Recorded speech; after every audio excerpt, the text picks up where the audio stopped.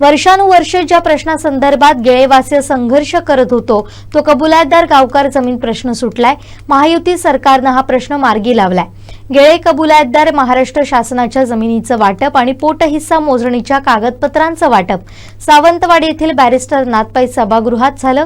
पालकमंत्री रवींद्र चव्हाण तसेच शालेय शिक्षण मंत्री दीपक केसरकर यांच्या हस्ते प्रातिनिधिक स्वरूपात 10 ग्रामस्थांना शासनाच्या पत्राचं वाटप करण्यात आलं।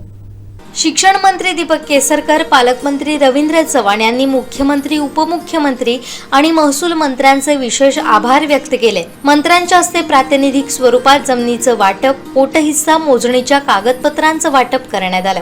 दरम्यान गेळे गावातील जमिनीचं वाटप सुरू झालेलं असताना आंबोली आणि चौकुळ जमिनीची मोजणी देखील सुरू होणार आहे। दरम्यान गेळे गावातील जमिनीचं वाटप सुरू केलेलं असताना आंबोली चौकुळ जमिनीची मोजणी देखील सुरू करण्यात आली। त्याबाबतचं पत्र दोन्ही गावातील प्रमुख लोकांना प्रातिनिधिक स्वरूपात पालकमंत्री रवींद्र चव्हाण यांच्या हस्ते प्रदान करण्यात आलं।